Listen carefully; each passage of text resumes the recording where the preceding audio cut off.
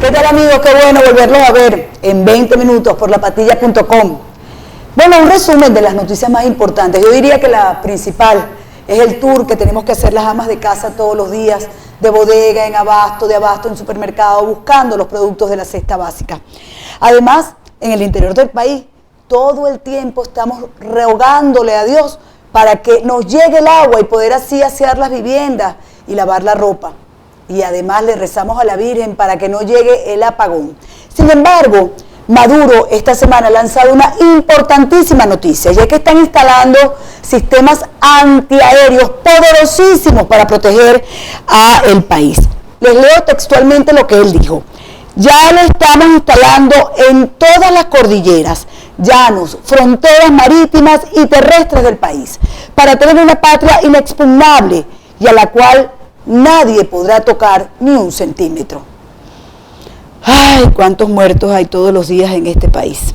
Bueno, anuncios estrambóticos como este lo hacía un señor Saddam Hussein, sí, el mismito de Irak. ¿Y dónde lo encontraron cuando se tuvo que esconder porque su gobierno cayó? En un hueco, en la tierra. Allí lo encontraron.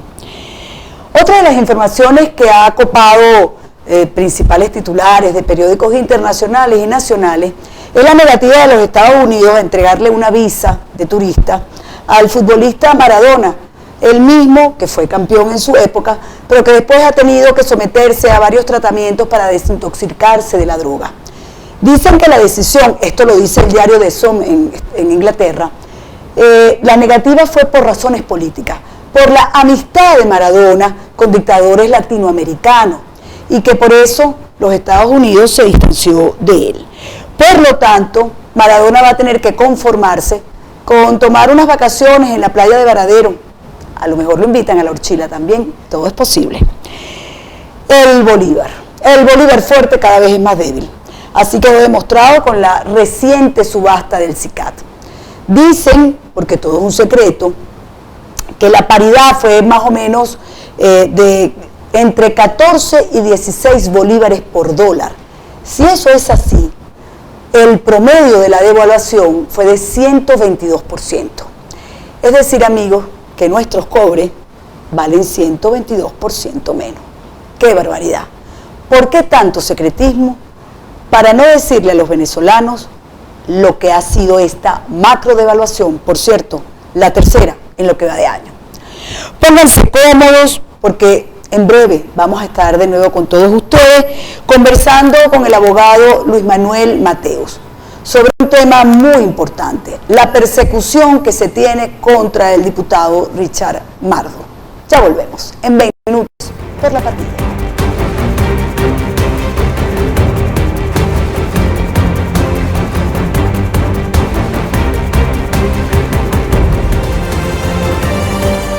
Ya estamos de vuelta aquí en 20 minutos y con nuestro invitado, que es Juan Miguel Mateos. Él es secretario de Doctrina de Primero Justicia, pero sobre todo está en estos días bien enterado de esta persecución que quieren hacer contra Richard Mardo y que definitivamente él va a ser el primero, si se logra, del resto de los 67 diputados, porque aquí lo que quieren es perseguirlos a todos y encarcelarlos a todos. Así es.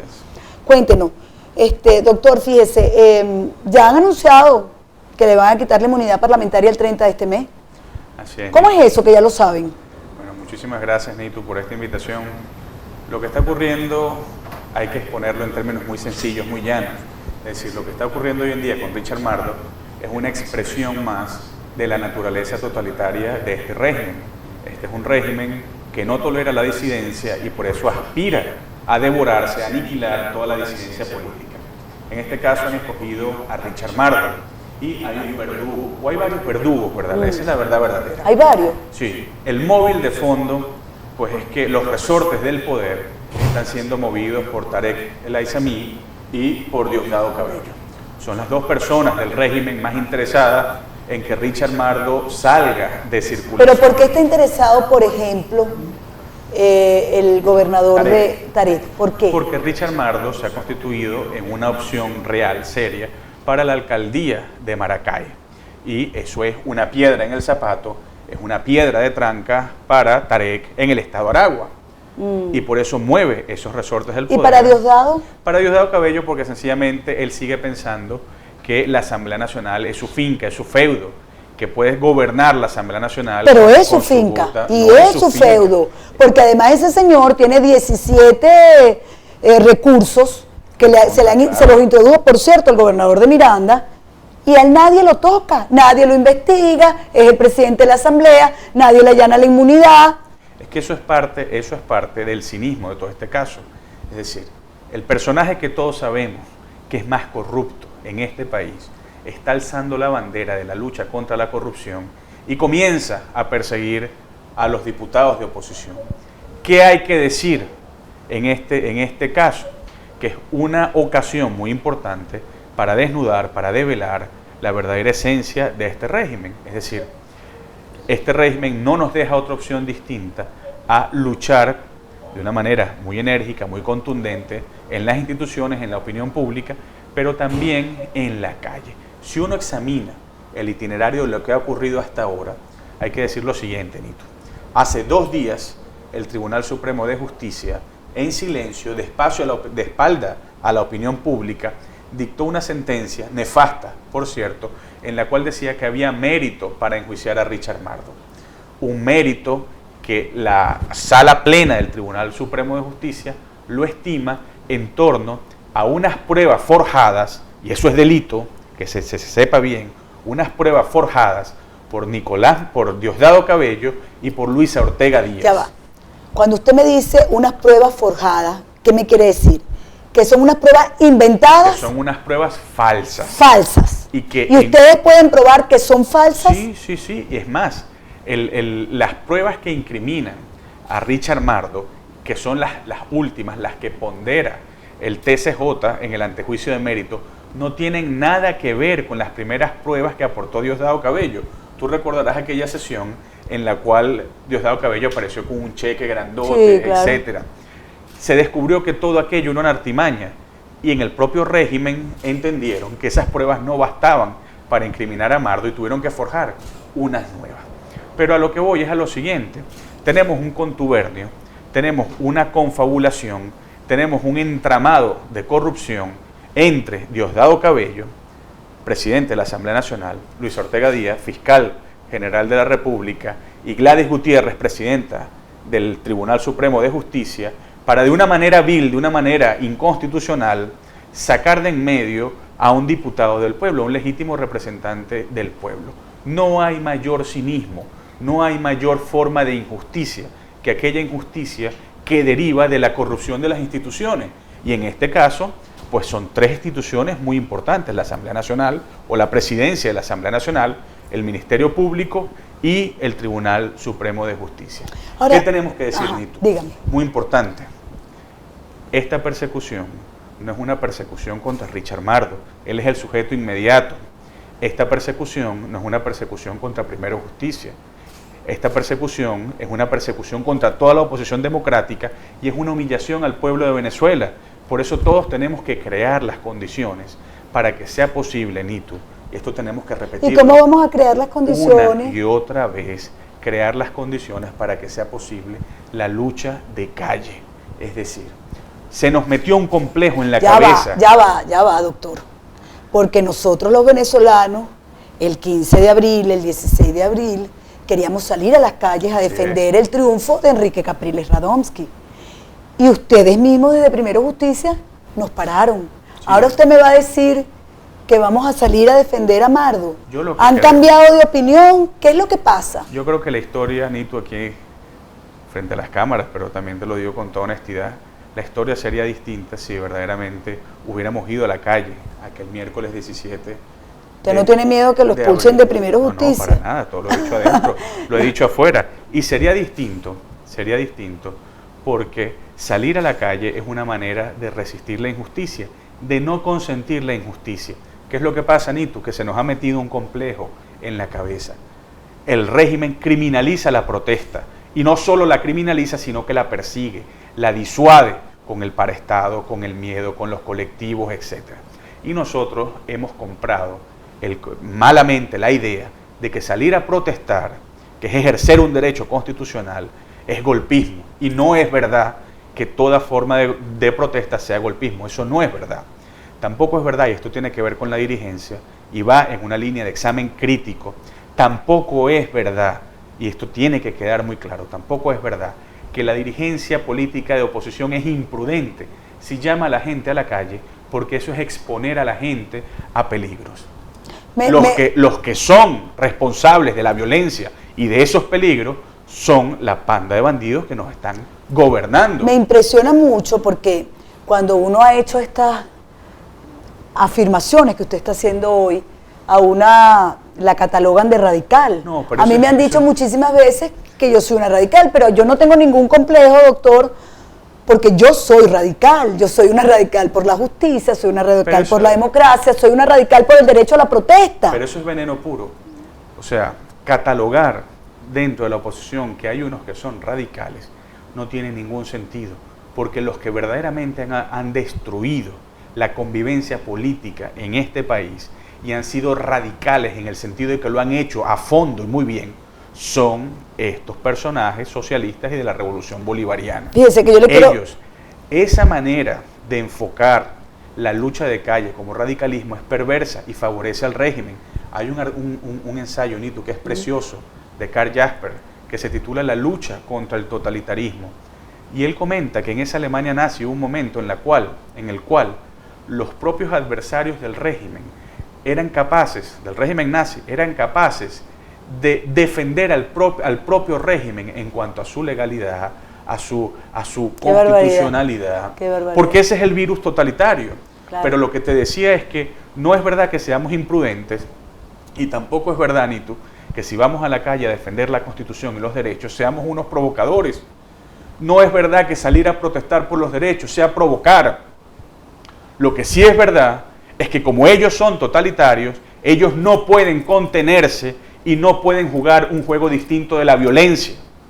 Y por eso actúan como actúan. Estoy, le repito, impresionada y gratamente impresionada. ¿Qué tenemos que hacer los ciudadanos para acompañarlos? Porque, bueno, yo creo que esto es una excelente noticia. Los venezolanos no solamente que quieren protestar, doctor, por esta injusticia, que no es sino una representación de las miles de injusticias que hay en este país.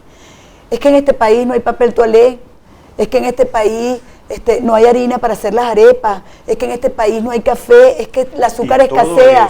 Todo eso es consecuencia de la naturaleza totalitaria de este régimen. Porque si hubiera economía libre, si no controlaran todos los espacios de la vida humana, entonces eso no ocurriría. Pero el principal problema, insisto, lo que más nos tiene que ocupar es comprender que no estamos ante un mal gobierno democrático, sino ante un régimen que es esencialmente totalitario. Cuando comprendamos eso, podremos luchar mejor y entenderemos que esos problemas son reales, gravosos, la gente los sufre, pero son consecuencia de una naturaleza anterior que es mucho más perniciosa, mucho más peligrosa. Los venezolanos quieren a alguien que les resuelva esos problemas.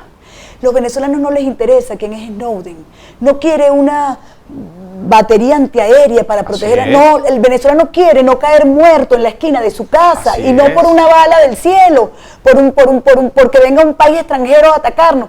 Es porque el AMPA por está en las calles. La impunidad desatada, a consecuencia de que a esta gente no le importa la vida de los venezolanos. A ellos lo que les importa es el poder. Lo mismo con la pobreza.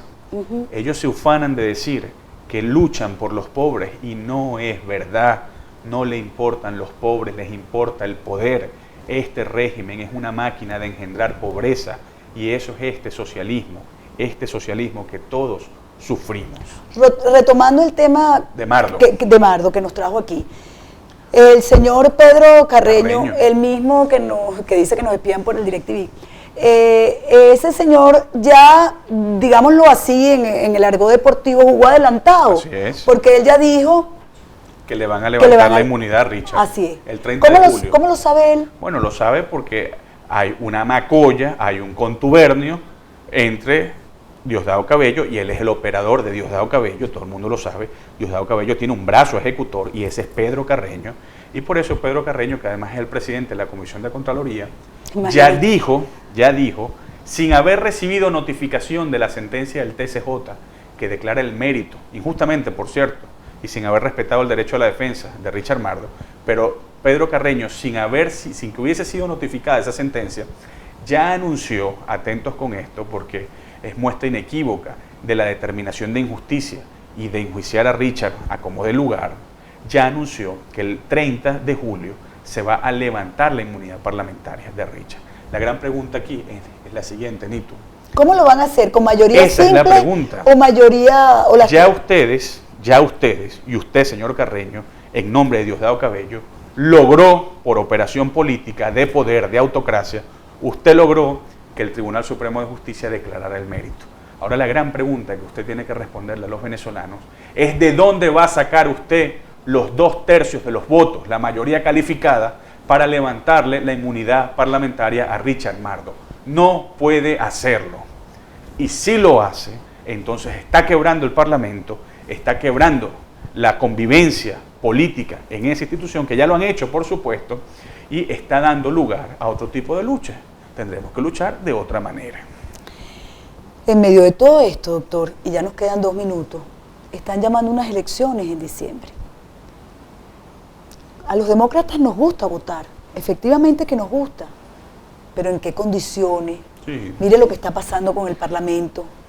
Hay 67 diputados que deberían ser muchísimos más, claro, porque obtuvieron el 52% claro, de los votos y no son mayoría en el Parlamento, aunque son mayoría en el país. Eso es un robo. Es una estafa al pueblo de Venezuela. Es una estafa. ¿Qué nos van a hacer en la... Vamos a unas elecciones municipales. Mi opinión personal, y así lo pregonamos a los 4 vientos de la opinión, es que las elecciones municipales tienen sentido en cuanto son útiles para despojar del poder a Nicolás Maduro y a Diosdado Cabello. No son un fin en sí mismas. Tenemos que ir a votar, pero tenemos que ser conscientes de que hay que resistir con el voto. No importa. O sea, no nos estamos jugando una u otra alcaldía. Tener la mayoría de las alcaldías, eso importa poco. Lo que importa es que esos espacios sirvan para la lucha democrática y para sacar a Maduro de Miraflores cuanto antes, porque tampoco es verdad que debamos esperar a que Nicolás Maduro se desgaste, a que se erosione o a que caiga por sí mismo. Muchísimas gracias. A ti, Nito. Estamos, por supuesto, bien solidarios con el diputado y bueno, vamos a esperar al 30. Esperemos a ver dónde va a sacar los 2/3 Pedro Carreño. Y usted nos dirá, y su gente, qué podemos hacer los ciudadanos Seguro. para acompañarlo. Sobre todo los de Aragua. En Aragua tendrá que haber mucha movilización de calle. Así es. Muchísimas gracias. No, a sí. ti, Nito. De verdad, un placer enorme para mí haberlo tenido. Gracias. Seguimos la próxima semana con otros 20 minutos de información y opinión, aquí en lapatilla.com.